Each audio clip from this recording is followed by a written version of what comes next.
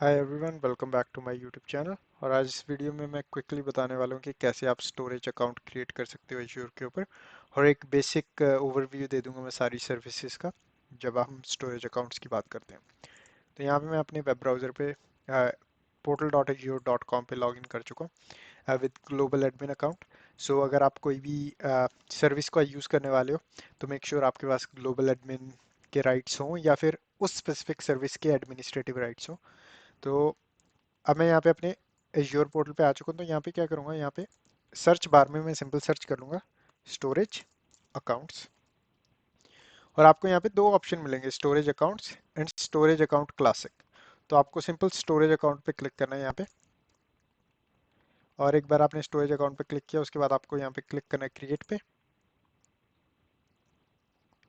और उसके बाद आप यहाँ पे basically storage account creation page पे आ जाओगे। तो यहाँ पे आपको सिंपल अपनी सब्सक्रिप्शन जो आपकी है एज्योर पे वो चूज़ कर लेनी है। उसके बाद यहाँ पे अगर आपके पास ऑलरेडी कोई रिसोर्स ग्रुप प्रेजेंट है तो आप उसको चूज़ कर लें। अदरवाइज आप यहाँ पे क्रिएट न्यू पे क्लिक करके एक नया रिसोर्स ग्रुप बना सकते हैं। तो यहाँ पे एक नया रिसोर्स ग्रुप बना लेते हैं। और उसके बाद हमको बताना पड़ेगा स्टोरेज अकाउंट का नाम। तो मेक श्योर ये वाला जो नाम आप सेटअप करो ये यूनिक हो।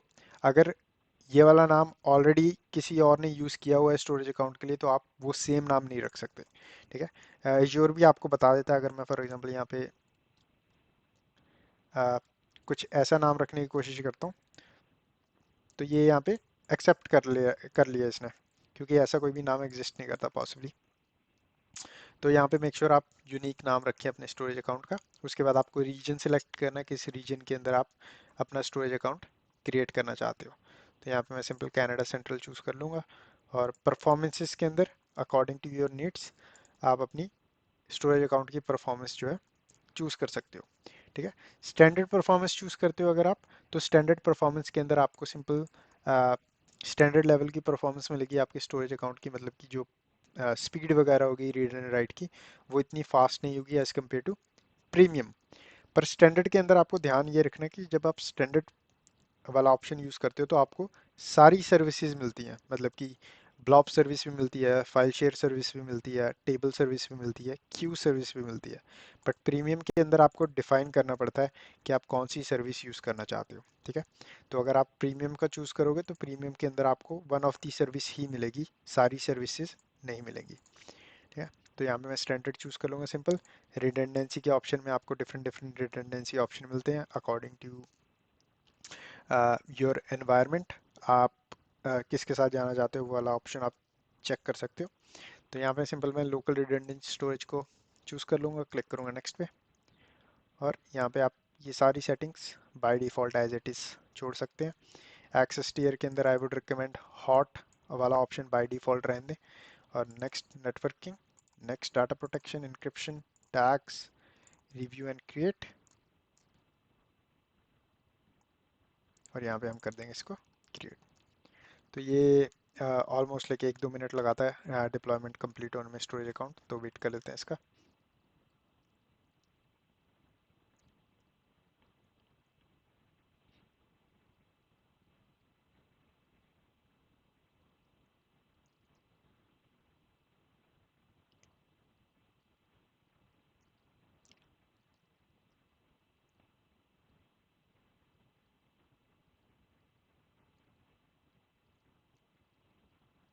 ऑलराइट, तो हमारा जो स्टोरेज अकाउंट है डिप्लॉय हो चुका है। यहाँ पे मैं क्लिक करूँगा गो टू रिसोर्स पे।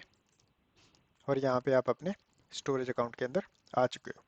तो यहाँ पे अगर मैं लेफ्ट साइड में स्क्रॉल डाउन करूँ तो आपको ये वाले जो आपकी मेन सर्विसेज हैं, जब भी आप स्टोरेज अकाउंट के साथ काम करते हो तो बेसिकली आप काम करते होते हो ब्लॉब सर्विस के साथ, फाइल शेयर सर्विस के साथ, क्यू सर्विस के साथ एंड टेबल सर्विस के साथ।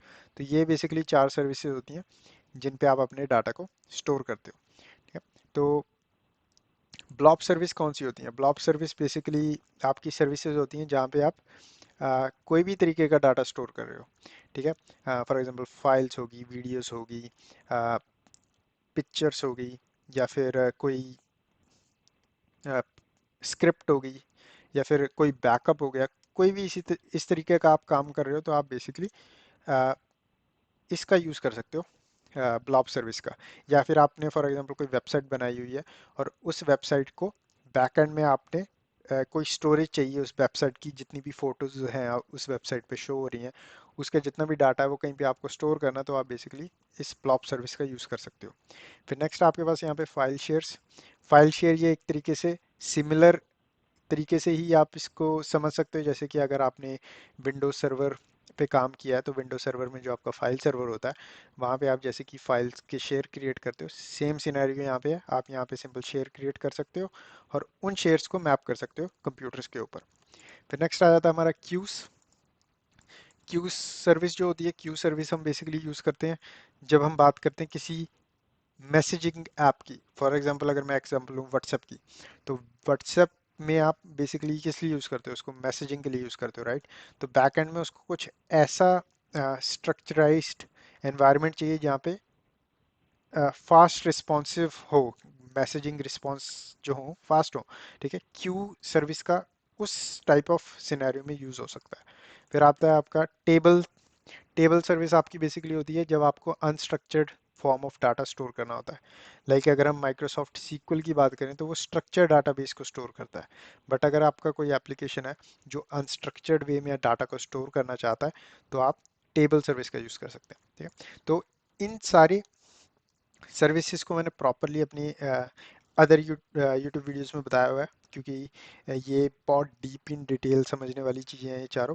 तो मैं एक शॉर्ट वीडियो में नहीं बता सकता, बट हाँ, ऐसे आप स्टोरेज अकाउंट क्रिएट कर सकते हो और ये सारी सर्विसेज आपको मिलती हैं।